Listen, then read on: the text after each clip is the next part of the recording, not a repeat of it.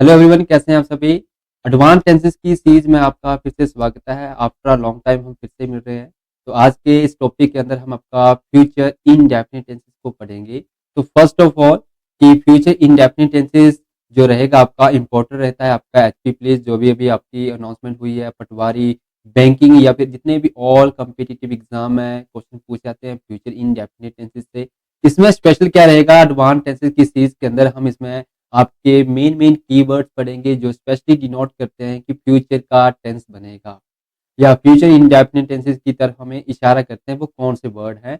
तथा आज हम रूल्स पढ़ेंगे विल एंड शेल का कि कहाँ पर हमें यूज करना है विल एंड कहाँ पे यूज करना है हमें शेल का।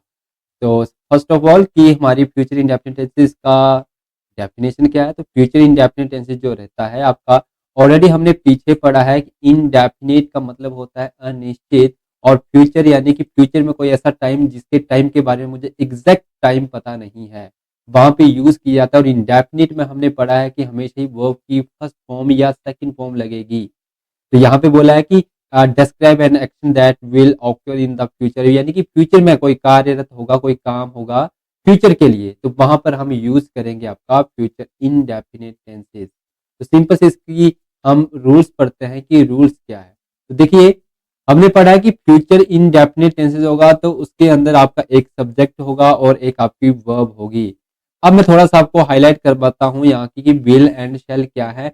Not I A helping verb, इन्हें हम हेल्पिंग वर्ब नहीं कहते हैं, हेल्पिंग वर्ब नहीं होती हैं। विल एंड शेल आपके क्या होते हैं, मॉडल, और ये मॉडल होते हैं। और मॉडल के बाद हमेशा ही वर्ब की फर्स्ट फॉर्म लगाई जाती है। जो हम डायरेक्ट ही पढ़ लेते हैं कि विल एंड शेल आपकी हेल्पिंग वर्ब है, तो एक बात ध्यान में रखेंगे हम कि विल एंड शेल हमारे हेल्पिंग वर्ब नहीं है, ये हमारे यहाँ पे क्या है, मॉडल के तरीके से यूज होते हैं।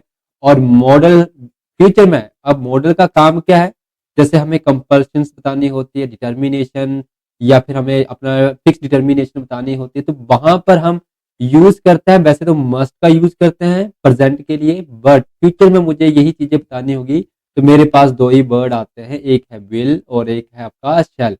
और हम जब टेंस पढ़ते हैं तो टेंसेस के अंदर अब हम will and shall, future indefinite, future continuous, future perfect and future perfect continuous tenses के अंदर हम विल एंड शेल ही लेते हैं। और ये क्या है, आपके मॉडल्स होते हैं, नॉट अ हेल्पिंग वर्ब। तो बस ये चीज आपने ध्यान में रखनी है। तो जितने भी मॉडल रहते हैं उन सभी के बाद आपकी कौन सी वर्ब लगाई जाती है, वर्ब की फर्स्ट फॉर्म लगाई जाती है। क्लियर है इतनी चीजें। तो ये फ्यूचर इंडेफिनिट में हमेशा ही आपकी वर्ब की फर्स्ट फॉर्म, इंडेफिनिट है तो वर्ब की फर्स्ट फॉर्म होगी। ध्यान रखेंगे, इस तरीके से हमें थोड़ा सा रूल्स ध्यान में रखना है। अब देखिए, विल यूज कहाँ करना है और शेल यूज कहाँ करना है, सबसे मोस्ट इंपॉर्टेंट। हम देखो, नॉर्मल इंग्लिश के अंदर हमें जो विल दिया होता है वो हम कहाँ यूज करते हैं, सेकंड एंड थर्ड पर्सन के लिए हम यूज करते हैं विल का, और शेल का यूज करते हैं हम हमेशा ही आपका फर्स्ट पर्सन के लिए। तो सेकंड एंड थर्ड पर्सन क्या होते हैं, तो मैं फिर से यहाँ पे लिख रहा हूँ, आपने ऑलरेडी ये पढ़ चुके हैं आप कि यू थर्ड पर्सन में आपके आ जाएंगे ही, शी, इट, या फिर किसी का नेम आ जाए तो आप बोलेंगे you will, he will and she will, it will, या किसी का राम या श्याम विल। इस तरीके से हम बोलेंगे। इन सभी के साथ हमें क्या लगाना है, विल लगाना है। जबकि फर्स्ट पर्सन के लिए हमें क्या लगाना है, आपका शैल लगाना है। तो फर्स्ट पर्सन कौन है, हमारे आई एंड बी। आई और वी आपके फर्स्ट पर्सन, जिनके साथ हमें क्या लगाना है, शैल, आई शैल एंड वी शैल आप यूज करेंगे। क्लियर है इतनी चीजें कि will second and third person के लिए, शैल यूज करेंगे फर्स्ट पर्सन के लिए। हाँ, एक बात याद रखेंगे कि जैसे हमने पीछे सीखा कि जो हेल्पिंग वर्ब रहती हैं वो किसको देख के लगाई जाएंगी, आपकी सब्जेक्ट को। यहाँ पर भी विल एंड शैल किसको देख के लगाए जा रहे हैं, सब्जेक्ट को देख के लगाए जा रहे हैं। बट सब्जेक्ट कैसा है, यहाँ पे पर्सन वाला है, फर्स्ट पर्सन है, सेकंड पर्सन है, थर्ड पर्सन है। किंतु जब हमने हेल्पिंग वर्ब पढ़ी थी तो हमें सब्जेक्ट सिंगुलर एंड प्लूरल का केस पढ़ा था। यहाँ पे सिंगुलर एंड प्लूरल का केस नहीं है। यहाँ पे पर्सन हमें ध्यान में रखने हैं कि फर्स्ट पर्सन क्या होता है, सेकंड पर्सन क्या होता है, थर्ड पर्सन क्या होता है।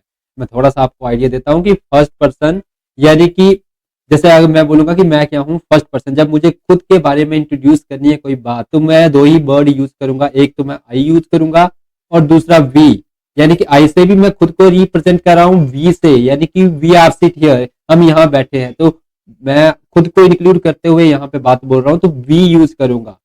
ठीक है, यानी कि जब हम स्पीकर जो रहता है, जो खुद को इंट्रोड्यूस करने के लिए जो वर्ड यूज करता है, उसे हम बोलेंगे first person and second person के अंदर क्या आ जाएंगी चीजें, जैसे आप सुनने वाले हैं तो मैं आपको ऑडियंस के लिए हम यूज करते हैं यू, यानी कि ऑडियंस के लिए यू सेकंड पर्सन वो होते हैं। थर्ड पर्सन कौन से हो जाएंगे, जैसे टू पर्सन बात कर रहे हैं किंतु वो किसी थर्ड पर्सन के बारे में बात कर रहे हैं कि he is very looking smart या ही इज वेरी स्मार्ट, इस तरीके से, यानी कि किसी थर्ड पर्सन के बारे में।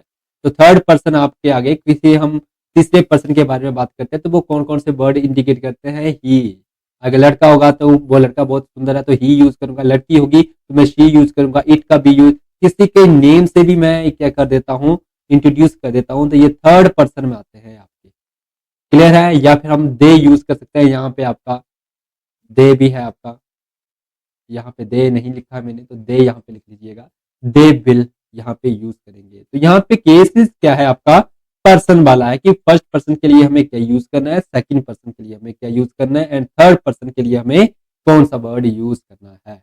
क्लियर है इतनी चीजें? अब कुछ एग्जाम्पल देखते हैं मैं, ये जितने भी एग्जाम्पल है नॉर्मली यूजेस है विल एंड शेल के, कि जो अभी हमने पढ़ा कि विल एंड शेल का यूजेस करते हैं, शेल का तो हम सिर्फ फर्स्ट पर्सन के लिए, विल का यूज करते हैं सेकंड एंड थर्ड पर्सन के लिए।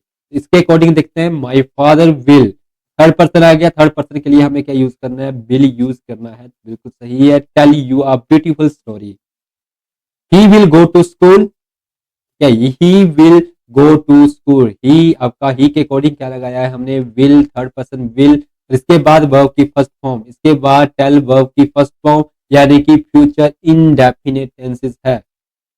She will explain everything to us, तो देखिए शी के साथ थर्ड पर्सन विल लगा, एक्सप्लेन वर्ब की फर्स्ट फॉर्म ध्यान में रखेंगे, एवरीथिंग टू अस, इस प्रकार से आपका सेंटेंस बनेंगे।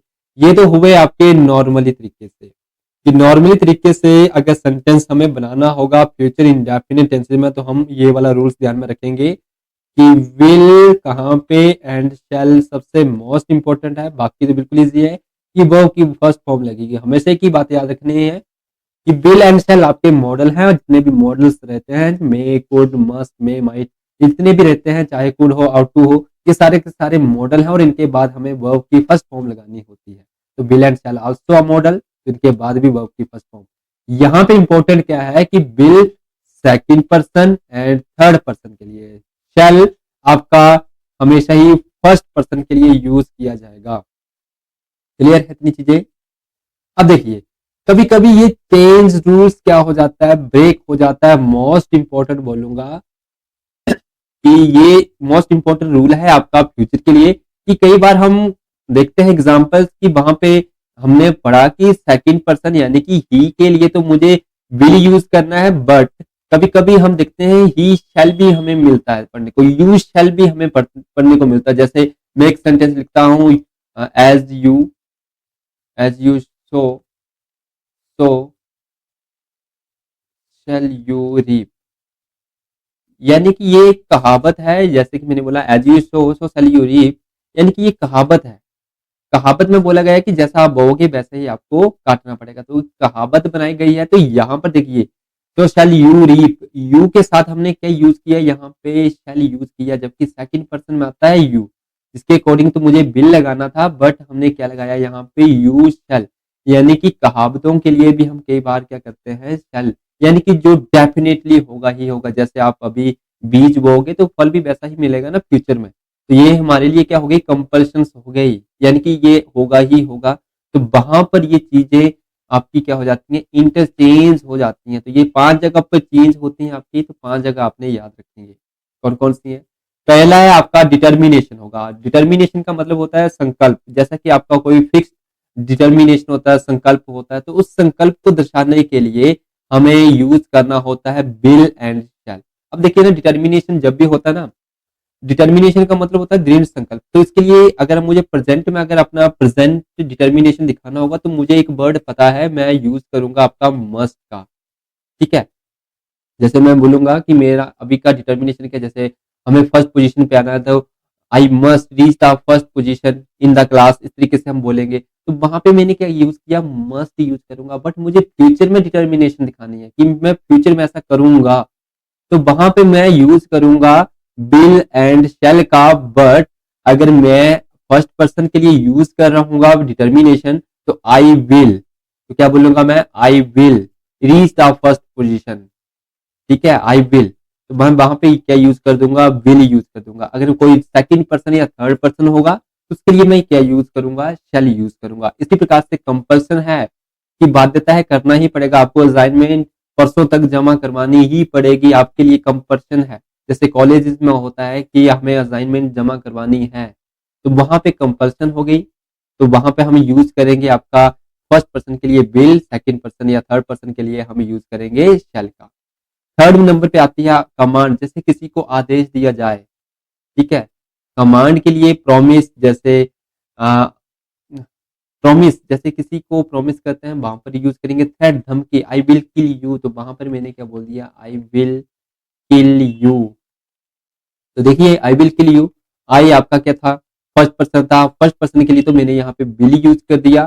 तो ये देखिए इंटरचेंज हुए हैं, रूल्स ब्रेक हुए हैं, ना कि मैंने इस तरीके से मैच किए हैं। हमने पीछे वाली स्लाइड्स के अंदर पढ़ा कि फर्स्ट पर्सन का यूज किया जाता है शैल के लिए एंड विल का यूज किया जाता है सेकंड एंड थर्ड पर्सन के लिए। बट यहाँ पे इन 5 के केसेस में क्या हो जाएगा, रूल्स ब्रेक हो जाएगा, यानी कि इन 5 की जगह पे हमें उल्टा करना है।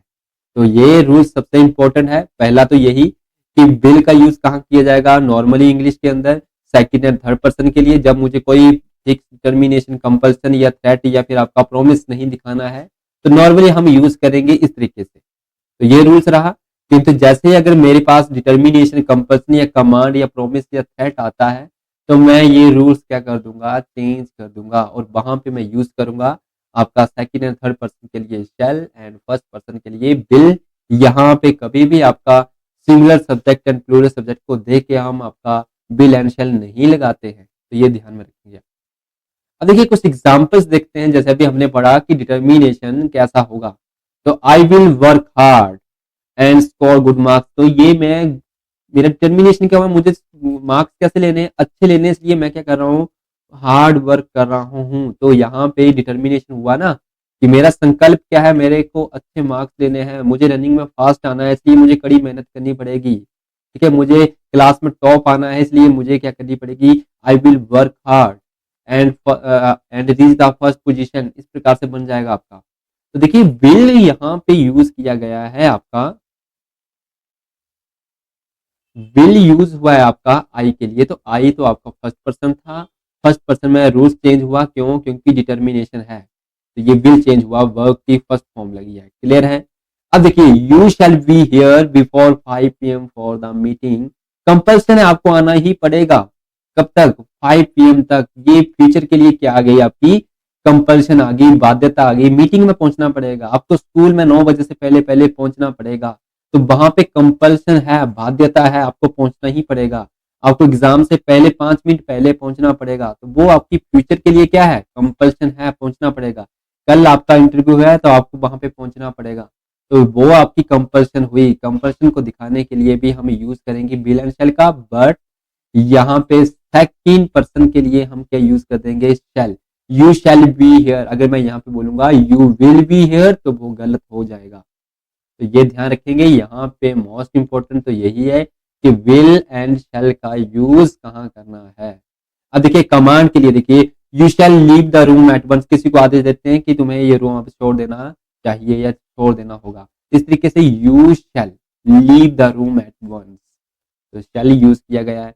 प्रॉमिस के लिए देखिए you shall be rewarded for your hard work, promise है, मैं तुम्हें कुछ ना कुछ इनाम जरूर दूंगा आपकी इस कड़ी मेहनत के ऊपर, तो ये हार्ड वर्क आ गया आपका। तो यू यूज किया गया है शैल बी रिवॉर्डेड, रिवॉर्डेड यानी कि कोई ना कोई इनाम या पुरस्कार आपको दिया जाएगा इसके बदले में, तो ये वहां पर आपको प्रॉमिस किया गया है, तो प्रॉमिस के लिए भी आपने यूज करेंगे शैल का। अब है थ्रेट, धमकी, I will finish you, I will kill you, है ना, ठीक है, तो वहां पे हम यूज करते हैं आई के साथ विल का ही यूज करेंगे, तो ये आपने ऑलरेडी यूज किया होगा अपने वर्डिंग में या अपनी प्रोनाउंसिएशन के अंदर या नॉर्मल सेंटेंसेस में, किसी को धमकी देते टाइम पे कि आई विल किल यू, इस तरीके से हम वहां पे बोलते हैं। तो आई विल किल यू तो हमें ठीक है, पता है, हमने आई विल किल यू बोला, बट रूल्स क्या लगा इसके पीछे कि ये थ्रेट का फिफ्थ रूल्स है जो हमें बताता है कि वहां पे विल एंड शैल क्या हो गए हैं, इंटरचेंज हो गए, वरना आई के साथ तो शैल यूज करना था मुझे, बट ये थ्रेट थी इसलिए मैंने क्या यूज कर दिया, I will. I will use कर दिया। क्लियर है? इस तरीके से हाँ, मैक्सिमम टाइम ना हमारा पास जो आई रहता है ना, इसके साथ हमेशा ही आपका विल यूज किया जाता है। अब क्यों यूज किया जाता है विल? क्योंकि आई जब भी हम किसी को बोलेंगे ना, फ्यूचर में कोई भी हम बोलते हैं, कोई भी सेंटेंस बोलेंगे और वो भी आई के साथ, तो यानी कि वो मुझे करना ही पड़ेगा, तो वो ऑटोमेटिकली हमारे लिए क्या बन जाती है, हमारे लिए डिटर्मिनेशन या कंपल्सन बन जाती है। जैसे मैं बोलूंगा ना, आई विल गो देयर, जब मैंने ये वाला सेंटेंस बोला ना, आई विल गो देयर या आई विल, मैं वहां जाऊंगा, तो जब मैंने ये सेंटेंस बोलूंगा तो मेरे लिए क्या है, ये आपका कंपल्सन है कि मैं जाऊंगा, तभी मैंने ये सेंटेंसेस बोला है यहाँ पे। जैसे आई विल रीच 9 PM, मैं 9 बजे तक पहुंच जाऊंगा। इस तरीके से मैंने बोल दिया, तो आई विल यानी कि पहुंच जाऊंगा, तभी मैंने आई के साथ क्या यूज किया है, विल, यानी कि ऑटोमेटिकली मेरी कंपल्सन यहाँ पे ऑटोमेटिकली शो हो जाएगी। तो आई एक ऐसा वर्ड है, इसके साथ हम जब भी देखेंगे सेंटेंसेस को, तो मैक्सिमम टाइम आपका विल यूज होता हुआ हमें दिखेगा। तो अभी हमने आज जो पढ़ा है, तो वो पढ़ा है कि rules of break and will and shall का यूजेस कहाँ पे होता है, मोस्ट इंपॉर्टेंट है इंग्लिश के अंदर। इस प्रकार से, और इसके आज हम कुछ और मोस्ट इंपॉर्टेंट इसकी पैराग्राफ टोन के वर्ड देखेंगे कि फ्यूचर कीवर्ड कौन कौन से रहते हैं हमारे पास। तो सबसे पहले आता है हमारे पास tomorrow, next month, next year, next day, this month, this year, this week, this afternoon, some day, next week, next month, next year, soon, later. Most important, soon and later जब भी लगे, यहाँ पे टी एक double T नहीं है, वो बाद वाला हो जाएगा, ये लेटर है, ध्यान में रखेंगे, LATER वाला। Shortly, early, on, next Monday, in a few minute, today, evening, in 2050, यानी कि 2050, फ्यूचर ईयर, कोई भी फ्यूचर ईयर आज के प्रेजेंट टाइम से कोई फ्यूचर का ईयर दिया रखा होगा, तो वो ऑटोमेटिकली हमें इंडिकेट करता है कि फ्यूचर में बनेगा। May be, probably and likely, ये वर्ड जितने भी पड़े हैं, ये सारे के सारे आपके फ्यूचर में यूज होते हैं। अगर कहीं पर भी ये वर्ड यूज होते हैं, अगर वहां पे सेंटेंसेस में प्रेजेंट इंडेफिनिट या पास्ट का कोई वर्ड दे रखा होगा, तो वो गलत होंगे, या कोई हेल्पिंग वर्ब होगी वहां पे, तो वो हमें कट करके हमें फ्यूचर में बनाना है, उस सेंटेंसेस को वहां पे विल एंड शैल का यूज करते हुए हमें प्रेजेंट करने हैं। तो यहाँ पे इन सभी पैराग्राफ में अभी के लिए आपने सिर्फ दो वर्ड हाईलाइट कर रहा हूँ। इन दो वर्ड पे ध्यान में रखेंगे, सबसे ज्यादा एग्जाम में रिपीटेड होते हैं और आते हैं, और सीधे यही वर्ड हमें देखने और हमें फेलर्स पुट करना है या एरर फाइंड आउट करनी है वहां पे कि सून एंड लेटर कहाँ पे यूज किए जाते हैं। क्लियर है इतनी चीजें? इस प्रकार से हमने कुछ पैराग्राफ टोन वाले वर्ड भी पढ़े हैं। आज हमने आपका विल तथा शैल के बारे में पढ़ा। मोस्ट इंपॉर्टेंट है कि विल यूज कहाँ करते हैं, शैल यूज कहाँ करते हैं। 5 हमने इसके रूल्स पढ़े कि आपकी डिटर्मिनेशन, कंपल्सन हो गया आपका, फिर आपकी थ्रेट हो गई, आपकी कमांड हो गई आपकी, वहां पे यूज करते हैं। एंड प्रॉमिस के लिए हम यूज करेंगे इंटरचेंज करके इनको। इंटरचेंज, जहां जहां आपका विल यूज होता था वहां हमें शैल यूज करेंगे, जहां शैल यूज होता था वहां पे हमें विल यूज करना है। इसके बाद हमने इसके कुछ कीवर्ड्स पढ़े। आज कीवर्ड्स भी इंपॉर्टेंट है जो हमें पैराग्राफ टोन में सहायता करते हैं पढ़ने में। सून एंड लेटर वर्ड है जो फ्यूचर में ही यूज किए जाते हैं, तो ये ध्यान में रखेंगे। अगर वीडियो अच्छी लगी हो तो जरूर इसको लाइक कीजिएगा। मिलते हैं आपको अगली वीडियो में, तब तक के लिए जय।